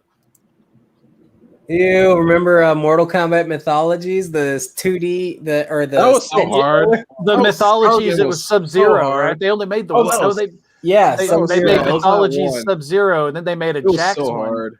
I think. Did they do a Jax one? I believe there was a Jax one. It wasn't Mythologies though. It was Operation Jax. something. Yeah. Okay. That was so horrible. Yeah, that Sub-Zero one was so hard. It was so hard because the jumping was just crap. Jumping was horrible in that game. Because they used basically the same controls that you use in the fighting game. Because every time you came up on an enemy, it turned into the fighting game. So for it to be a platformer, and you had to climb ladders and jump from platform to platform using the fighter style jump. I mean that they should have thought that through a little bit better. It was a great idea, but they just executed it really badly. Road Rash 64. Oh yeah, Road Rash was. Road Rash is one of my favorites. What was that one where you were like on a street luge? It was like Road Rash. What was that? I'll have to look that up. Why hasn't anybody mentioned Tony Hawk? Well, yeah, that's true. Not like at all. Platform. If it was like, well, we did get that. We actually did get Tony Hawk 1 and 2 remastered recently. Yeah. But yeah, we got the remaster recently. Yeah, that was like a real remaster, like a complete revamp. Yeah, but they use different music this time because of all the licensing issues. I get that. I get that, but yeah, I still have to. I still want to play that. That's one game I really want to play because I love Tony Hawk 64. Like that's all I play. Like next to 1080, that was like the other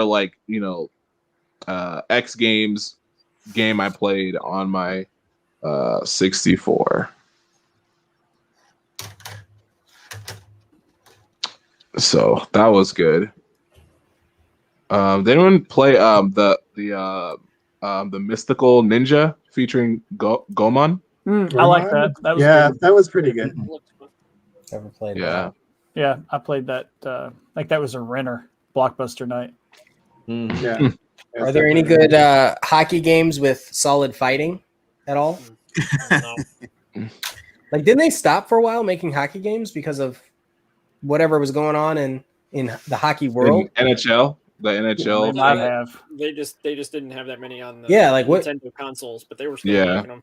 Because you had EA and then you had no one else, right? Yeah. Pretty much. Oh, did anyone play Jet Force Gemini? Yeah. No. Force Gemini. I found out about that game because I remember I don't even know how. I think we signed up for something for Nintendo for that one time because it was a tape. And I think it was like a Nintendo's Insider tape or something, and it had Jet Force Gemini and Donkey Kong 64. And the only reason I got it was because I was excited for Donkey Kong 64. But then I got Jet Force Gemini, and it was a pretty good one. It was a pretty good game. It was. I just saw South Park's Love Shack, and then it reminded me of the actual South Park game, which was horrible. Oh, where you were shooting the turkeys with the plungers? Yeah, it's just What the heck? it was just really bad mechanics. That's so bad, and the graphics were so bad, and of course they were in South Park, so there was snow all over the place. Yep. And so they used the limitations of the software, much like a Silent Hill or something like that. Yes. Everything was white, like 3 feet in front of you. Yep. You know, and it was multiplayer. Oh, look at that garbage! Is that the racing game too? that garbage. Yeah, I got both of them. Look at that hot garbage. Great. Oh my gosh. Yeah, you can't have a hockey game that doesn't have solid fighting. Blades of Steel, Wayne Gretzky. Blades of Steel had good fighting. Well, And that was NHL it. 94, the greatest hockey game ever, and didn't have fighting. What was that? NHL 94 didn't have fighting, and it's arguably the best hockey game ever made. 94. Oh, I think Brian Leffler disagrees. No, he's just. We're just gonna disregard it. He doesn't know what he's talking about. He streamed NHL Breakaway on our other site, and that has some. It's a good fighting. It's a good hockey game. It's not my favorite though. But Remember how bad Ridge Racer 64 was? Try power sliding in that. Remember that? I think I tried playing that. Yeah, that wasn't fun at all. So bad. ESPN Extreme Games was the one I was trying to think of earlier. That was kind of like Road Rash. No, I'm going way back.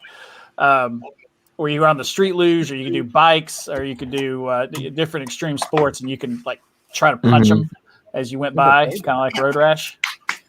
It was one of the first PS1 games I had. Was Tube Slider N64 or GameCube? Wait, what? Tube Slider. Oh, I don't. Never heard of that. It was I don't know. I can't remember if it was Cube or 64, but it was like it was basically like what if F-Zero met Rollerball, and like the copy on the top of the back was, I think it was actually Cube, so it's not actually on topic, but the copy on the back was try not to slide, and that basically sums up the entire like try not to play the game. It was just hot garbage. What about Doom being remastered for the Switch? What'd you guys think of that one? What one? Doom. The new Doom? Yeah. Doom 64. Oh, Doom 64. Did they remaster it, or is that just a straight port? Take a straight port. It was a port, yeah. Yeah, the 2016 one is that's a different game, I think. Yeah, because I thought that was just a port of. Yeah. Oh, they just did a port of it. Okay. Yeah, I think it was just a port. of that. I didn't know Sin and Punishment came out for N64. I didn't know that. Punishment. What's Yeah, I don't think that got localized. I don't think we were able to play that here until Wii, right? Yeah, Wii, the Virtual Console, yeah. Yeah, because I enjoyed Sin and Punishment, but I didn't know it came out for 64 before then. I used to advocate for them to be in Smash Brothers, you know, along with Isaac from Golden Sun and Isaac was in Golden Sun for me. That'd be so cool. I still wish that Lynn could have got in before Roy, but you know, I'm always an outliner with certain things like that. It's all right. I still wish Gino could have got in. Yeah, you know, I was waiting for you. I was waiting for that. I was waiting for that. You know, I think I've known you long enough to when we talk about that, I'm just waiting for you to bring up Gino. They just laid this man to rest. It's okay. It's all right. We don't even get. I mean, Stans gets him a nice little custom. He's kind of in it, isn't he? Is he in a Mii? Is he in a Mii fighter? Yeah, he's a Mii outfit. He's terrible looking. They did him so dirty. It's just only the head is right, really. Oh man, I was waiting for that. I was like, he's gonna bring up Gino. They laid him to rest. he's laid to rest. Like he's laid to rest. Like we don't know. We still got two characters. You know left. what? There's still hope. I actually have hope. I just been holding out. I haven't said anything to anybody while I'm saying it publicly now because I swore to myself I wasn't giving up until it was all the characters was out. Like, who knows? It could be some magical thing where Rosalina, you know, uses her wand, and then Luna comes down, and then that ugly Wii fighter that has no name and no face, no person, no nothing, could just boom, and then he be turned. But you know, let me dream, y'all. Hey, I have a question. Got a dream. How did they have Dance Dance Revolution on the I saw that. N64? I think that had to be a Japanese. It was in Japan first. I saw that too. I've never seen that anywhere. I saw that too, but I think it was in Japan because I don't know. Yeah, it's like, is it what Dance Dance Revolution Disney Dancing Museum? Is that what you're looking at? Yeah. Oh, actually, yeah. It only came out in Japan. It was released in November 30th of 2000. Oh, wait, no, it was. JP. Oh, it did come out out here. Oh, huh. Interesting. I wonder how that worked. No one else mentioned Conker's Bad Fur Day either. Because that's a bad game. That's my bad game. I'll take that. I wasn't into the Conker series. I wasn't into the Conker. I know it. I wasn't into it though. I like Conker a lot, actually. I like Conker more than my hot take is. I'm not a big fan of the Donkey Kong 64. I really didn't like it like that. It was too much of a collectathon. It just, you know, it wasn't so much that they made it like 3D, like Mario, which I could get. I understand that was what the revolutionary was. But when they changed from Dixie and they changed from Kitty, if they would have kept it the original characters, I would have been like, okay, even add Lanky, but it's like they didn't have to replace Tiny. You know, I mean, it just seemed like I just never really was feeling it, honestly. I like Banjos, Mario, everything else except Donkey Kong 64. I got like to the second, third part. I was like, I don't really feel the Donkey Kong-ish. Yeah, it's too much pointless. I don't feel the Kong. I get that. It was a Con. Yeah, it really was. I like Conker, though. I really did like Conker. It made me feel like it was the gameplay was okay, but it was too much like pointless schlock humor. Like it was trying to be shocking for the sake of it. And that was my favorite part of the game. Exactly. Yeah. Fair enough. Yeah. That's what I thought. I thought it was just too much, just humor. I was like, I can't even get into it. And I was like, I only like you turn me off this game. It's pretty cheesy. Kind of racing. Did anyone play Gex? Gex 64? Yes, I love Gex. Yeah. Gex was great. Gex was fun. Voiced by the comedian, I think Dana Gold was his name. Very recognizable voice. Really? I didn't know that. Mm-hmm. That's cool. Oh, yeah, I didn't know that. And that was a good did anyone play Excite Bike 64? Yeah, I did. No. I don't think I played the original. I don't remember. Hey guys, maybe I did. I got something random for you guys. You guys ready? They made us absolutely.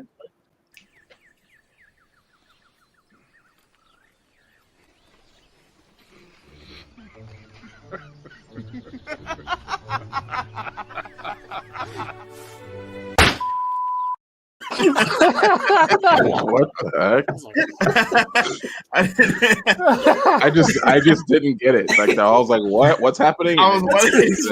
Yeah, what is this lady up to? The first thing I saw, he was missing a tooth, and I was like, he's missing a tooth in his mouth. And I was like, okay. Yeah. I thought that was the punchline. He's missing a tooth, and then you see him jump and hit that wall. I'm like, on YouTube, it's called Drunk Frodo.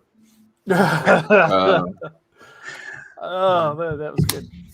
Guys, let's finish up. Let's get 10 minutes from now. If anyone has any, we'll start off with Geek. Any last minute or last words on your thoughts on Nintendo 64? I enjoyed the Nintendo 64. It was my favorite party system console. I really enjoyed. It was like part of my youth. I really wish, though, even though I'm glad that it ended up going to PlayStation because it wouldn't be the way it is now. I would have loved to have seen what they did with Final Fantasy on Nintendo. And I would really wish. Also, that's a Super Nintendo game, but I would wish we can get anything, any kind of port of Super Mario RPG. That's my favorite Mario. I don't know why. I thought that was out for the 64, but I didn't see it, and I just said that's probably just a Super NES. It was a Super NES game, yeah. Yeah. Okay, and then Paper Mario was a little RPG-ish. Paper Mario on 64. Give me a sec. Hold on. I had that sucker. It's kind of shrill.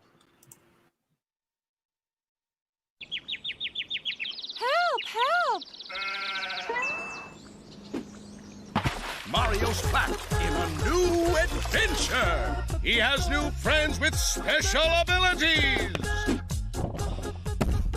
He has new enemies with funky attacks. But will he save the princess? Help! Find out in Paper Mario.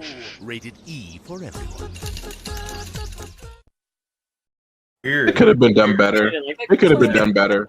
Yeah, it's amazing when you see those because you don't recall them. Like I wouldn't have been thinking of the Paper Mario commercial, but now that I saw it, I was like, "Oh yeah, I remember watching that like frame for frame." Final thoughts of Ian of Awesome. Final thoughts. So this whole conversation has just brought back, that era of nostalgia, and I was getting really excited for emulators and all that sort of stuff. And I thought, let me just go start looking on Amazon and seeing what they've got. And I sent in the private link. They have Bomberman 64, the second attack. Never heard of that. And so that's got me intrigued. But yeah, I really wish. I loved the system. I think it brings back lots of memories for all of us. I think having, like you said, a party system. I think Geek said that. I think all of us have said that. And so 4-player games are where it's at. There are a few here and there. The Switch does a good job of it. Shoot, even 8 players. But man, I long for that Bomberman. So bring it back, Nintendo. That's what I want. That'll make me happy. They're never listening. I know. They're never listening. Xavier, what you got? It's like Disney. What I got? Well, I still play my N64. Currently, I've been messing around with Doom 2 on there. They made a homebrew port of it, so that's why I had to get an expansion pack for it, and been playing that quite a bit lately, and find it pretty cool to play a PC game on the N64. N64 was like the party system console. I just remember so many times going to my friend's house, playing games with 3 other people, and just having a good time with it. After N64, everything basically everything started being online playing, and no more party at people's houses. Right. Chichuki, final thoughts. I remember, like I said, I remember getting my N64 when I was young. Some of my favorite games on the system. I mean, I could go back and play Mario or Banjo, Kazooie, pretty much anytime, anywhere. That's two of my favorite games. I remember me and my brother playing Mario Kart all the time together, and I mean, it's one of the better systems. It's as easy as that. Now, when's Nintendo going to give it to us on the Switch? The N64 Online, and they're not. Yeah. I don't know, man. Well, I think they're holding out. They're definitely holding out until the whole N6 and Super NES thing kind of dies. Then it kind of has a lull. Then they're like, all right, or their subscriptions have a lull. Then it's like, all right, now we're gonna throw this out, and then it's gonna go back up again, and then it's gonna go down. It's our ring of GameCube. It's gonna go back. They have a plan. I'm sure they do, but they just I'm pretty sure they do, but they're just not. They just a plan of their own, not a plan that's of our interests, of their own interests. You have more confidence in them than I do. Can they make a plan going forward? I just look at it from a business standpoint. Tournament Fighters remake. That was I actually enjoyed that a little bit. It was actually pretty cool. I enjoyed it because I'm a Ninja Turtle fan. So any game that they put out based on that genre, I'm always gonna support 100%. Yeah, Teenage Mutant Ninja Turtles: Shredder's Revenge. It comes out later this year. Looks really good. Wait, seriously? You're not messing with me. No, I'm not. It's literally Turtles in Time or the Turtles exactly. Arcade. That still has those retro graphics. It looks really, really smooth. Yeah. Have you seen Streets of Rage 4? Yeah, I have. I bought it's being developed by that same company. Mm-hmm. That same company, that same developer is man, where you been? Tribute Games. Selling too many houses, man. Yeah, playing I've games. been so busy. Seriously, I can't. It's crazy. Gotta get some of that time. I'll keep you up to date. Huh? What did you say? Last thing, Ian. I was just looking for the tournament. I'm looking for it now. Final thoughts on it. It's called Shredder's Revenge. Awesome, yeah. Too. I can't wait to get my hands on that. Man, you know what? We should that out real quick. Hold on. Teenage Mutant Ninja Turtles. I've been like hyping that game up on Twitter recently. It looks really good. I wrote an article about it on the Yeah, you did. gaming. I shared that. I shared that with everybody. That was really, really very astute article on that. Well, thank you. All right, guys. Let's see if I can real quick just to see if I got this right. Do a screen share. That is absolutely a buy. That's a really exciting. That's like that's making me giddy. Yeah, when I first saw it, the first trailer they showed was like a remastered intro. Yep, that's it. And then it goes into the gameplay, and I was like, all right, I approve of this. This is good. I hope you don't get a ban.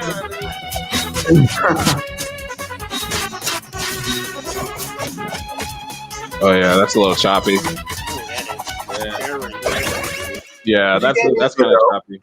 Yeah, it's really choppy. I really love pixels still. I'm still a big fan of pixels. Yeah, me too. I'm works. a big fan of the whole modern retro rage. Or there's a game called Panzer Paladin that's out now. It's on Steam. Just look it up, check it out. It's really fun to play. I was really about to write it down, and I'm on the computer. You see me? I was grabbing a pen. Yeah, I know. Or like another good one too is Steel Assault. Steel Assault's another great looking one too. Yeah, that's a good one. I haven't played. You saw that? That's yeah, that one. That's a great looking one too.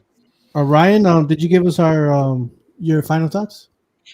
Oh, I mean, for me, this is N64 is like peak nostalgia. Like I like good pixel art, but this is where your idea of what gaming could be, like the N64 PlayStation era, is where your idea of what gaming could be just like blew up. Everything opened up from here. Has it aged well in terms of how it looks? Well, no, obviously not. But everything about how we play today is built off the backbone of the classics from this era. So it's fun to talk about it, revisit it. And, yeah, I had a good time tonight. Final thoughts on Kotetsu? I was gonna say, man, Awaken. I was gonna ask you to bring Ruby on, but we can see Ruby now. So hey, yeah, there she is. I was gonna ask, where's Ruby? But there she is. She's right there. What's up, I don't like it. No. Oh, you know what? You should have wore that yesterday while we were playing. I should have. It would have been a good, perfect time for it. Like I said, I had a very small library of N64 games. A lot of the games I rented, like mostly all of us back then. I don't know. I mean, I had some cool memories of it. I kind of look at it this way, and I was kind of thinking of this in my head. Like as young as I was, I couldn't truly appreciate it, the game I played, than how I do now as more of an enthusiast. So I mean, it was for that to be my first Nintendo console was great because it led me to get a GameCube, and I wore out my GameCube then, and then I moved on to Sony and Microsoft and went back to Nintendo. But definitely agree with Ryan. It was kind of that it was the beginning of an era that has led us to our games today. So. Okay, how about you, Awaken?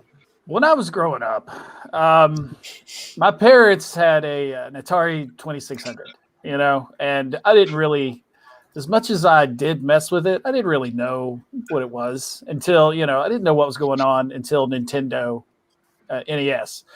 Loved the NES, and then Super Nintendo, Sega Genesis, 16-bit era, and then we hit the 32-bit era, and then Nintendo plops their big 64 bits into the playing field. And it was really just for me, because like KOTETSU said, it was his first Nintendo console. In my world, it was the next step, so you had Nintendo, Super Nintendo, and then we had 64, which was amazing compared to what we had before. Each generation gets better, obviously. Why else? So when you that throws me off. It's throwing you off a little bit. So when you take that into consideration, and you go into the GameCube, it was the apex of what turns into the games that we play today. I agree with that completely. It was kind of like a turning point. That whole generation was, PS1, 64, and well, the Xbox hadn't come out yet, but it really changed the way we played games. You really have to appreciate the 64 for what it was. Ta-da! I guess you could say Sega Saturn during that thing, but Sega Saturn was so short-lived. Yeah, nobody had a Sega Saturn. I did, but it was my cousins though. It was my cousins, and I only played it for Street Fighter Alpha and Panzer Dragon and Die Hard Arcade. That was it.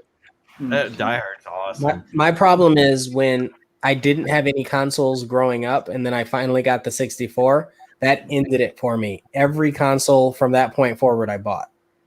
I get that because I had my own, and it just got really bad. It was actually a compulsive disorder, I would call it, because I bought everything, every game I could get my hand on. It was terrible. Yeah, but good too, but also terrible. Yeah. Like I had a Virtual Boy after that. Wow. Yeah. Oh, that's one of the few things I've never owned. Demo. Do you have the Jaguar? Do you have the Atari Jaguar? I never had the Jaguar. How about a Super Nintendo? That was before the 64, right? Dude. That was around that same era. I should have got it at KB Toys. I know at this point it'd be great to collect them, but I don't have anything except the PS5 and the Xbox. Xavier's all about the Jaguar. Yeah, I got a Jaguar. I have the P5 and Xbox. I used to love the box. They had them at KB Toys, right? And KB Toys, wow. I remember that. Walk in and had them all sitting right next to each other, or they had them in the back, and then they had like the Virtual Boy display. Was it the Wario Tennis? And I missed out on both of those, and I could have got them, and I should have. Do you think that the Virtual Boy would have been saved, or at least made better if it was color, and it wasn't like that red wire grid thing that they went with for some reason? There's a lot of things. I think if they would have actually did real 3D with it, Yeah, that too. It was ahead of its time. People couldn't handle it. I don't think. Well, and nobody wanted to sit at their desk all slouched over with their face stuck in it. No. Nobody wanted to like it red and black. Actually, it's like put your eyes up to this thing and play it for 5-10 minutes and get a headache. Yeah, yeah. I'll give my final thoughts. I guess, I mean, having this system when I was my first job at Six Flags Great America was the first thing I did with the first paycheck at that time. You worked at Six Flags? Of course I did. I know you did too, right? Same one, right? I went through You were orientation games. and then I saw that I had to do what I had to do and then I left. I just never showed up. I get that. Yeah, I was there for a couple of years. Nope. I've done that. So I was I got my just Nintendo 64 with with that because my parents wouldn't after they got in the first few game systems they were like, oh no, we ain't buying you no more of this. So I had to buy my own. That was what I bought with 64. The memories from there were always amazing to remember that that's what I was doing. I was never an outside person. I was just an indoor kid and just play, and much as I wish I could play that crazy more now, I just I still remember the best times where some of them were from Mario 64, Zelda 64, 007, Diddy Kong Racing, Mario Kart, Shadows of the Empire. So that's where it comes, all that love, besides the other systems. So sometime in June, I want to, if anyone is interested, I want to do, if it's a good idea to do like today was N64, maybe do some type of dedicated day and talk about either GameCube if interested or Super Nintendo. Something like same thing we're doing now. We can talk about that. We'll Super discuss Nintendo more. might be very, or do both that, or something like that. Just kind of, I think Super Nintendo might be very interesting. I'm gonna talk about Chrono Trigger. That's the goal. You have to. That's Yeah, my favorite system and my favorite. Hold on, just 1 second. One Hold on, second. let me get that really quick. Look at that. See, I still have the. Oh, nice. I put tape on it, but it's still the original poster. That's the GOAT game. Even though this Original poster, wow. should be Luca, but it's cool. Yeah, it should be. Yeah, that fight doesn't exist in the game, I don't think. It's cool. Yeah, Yeah, I got the 2014 release on Steam that they put out. You're playing through that, right? Oh yeah, I was trying to. It's such a long game. So we can do a Super Nintendo, then maybe do a GameCube thing, or whatever. I'll just think about. We'll see what we can do for June. If anyone has any ideas, Ian, it's always a pleasure to have you because it's you got some good information. You play the games, you've done it too, like us. Thank you. And it's just kind of like, well, I'll remind you maybe more in advance. I know this is last second. I'm glad that you jumped in, but I'll let you know ahead of time when I'm doing it. But I think we could have some more days where we dedicate on fond memories of today. N64 was actually our Games Realm episode 64 today, so it's kind of cool that we did it like that. Cool. Then next week we got who do we got Awaken, your buddy? Dr. Boss Key. He is he does have some game development background.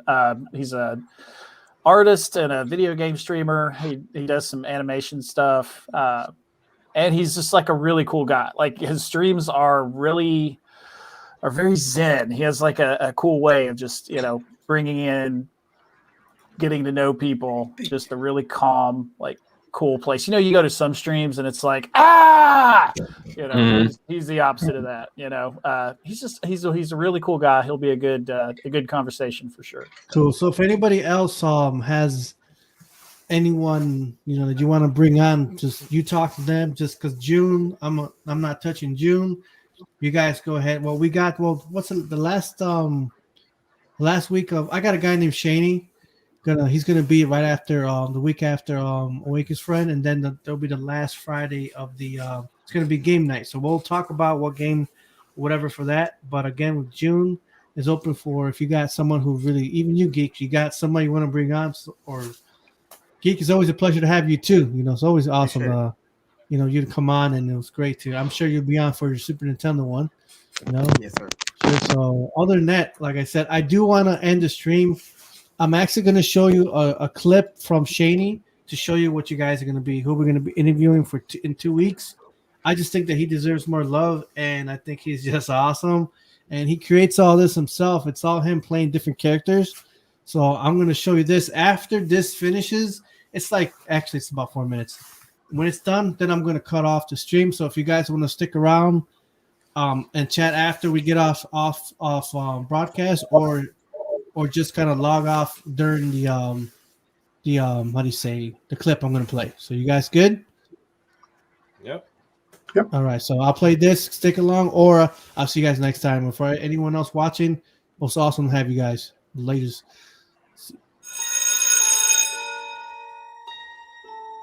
Man, I really hate career day. I mean, how am I supposed to know what I want to be? Yeah, I know what you mean. Hey kids, I hear you're looking for new careers. How would you children like a career in YouTube? Will YouTube make me really famous? It sure will. Yay! That sounds like a lot of fun, but how do we do it? It's real easy. Come with me, I'll impart to thee how to become a YouTube sensation. Grab a camera and a mic, but prepare for pure capitulation. What does capitulation means? It means shut up and do what they tell you, dummy. Oh. To begin, look for what's in and find topics with a lot of traction. What you'll find will help define your brand recognition. Oh wait, I thought we were supposed to do what we had passion for. Sure, you could, if you want to make it a hobby.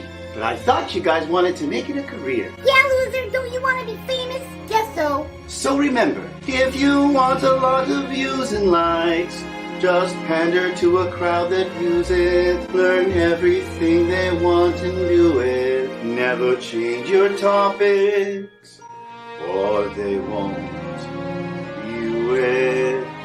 But wait, won't that get really boring? It sure will. It'll make you want to claw your eyes out and jump off a bridge. But I guess that's the price we have to pay for success. You got it.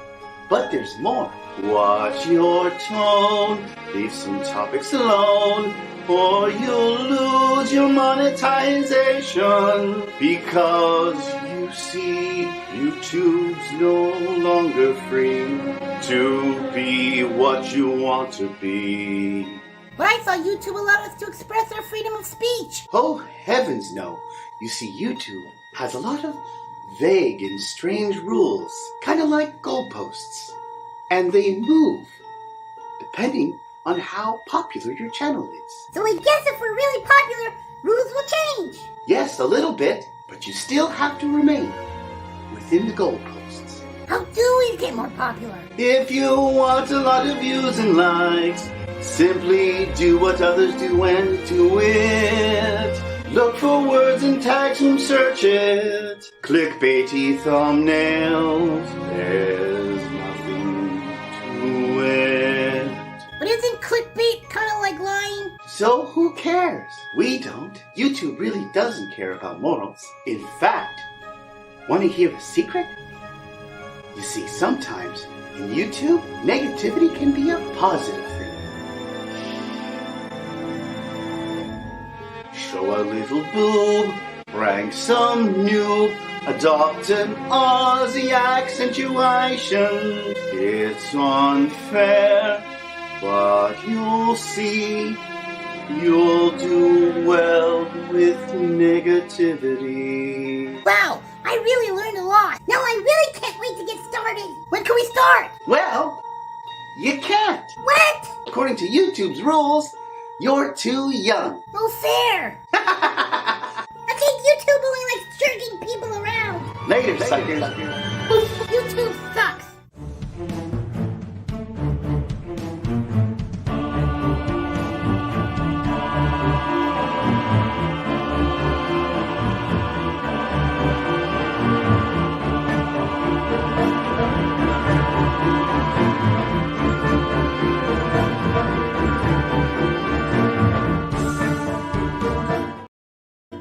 All right, that's the guy I'm bringing on in 2 weeks, so I'm gonna end it now. Very For nice those who- video. It's funny. He's slamming YouTube. That's hilarious. Yeah, that was good. All right, ending Very broadcast. See you guys creative. later. I'm gonna stick around if you guys want to still chat privately. I'm just grubbing over here.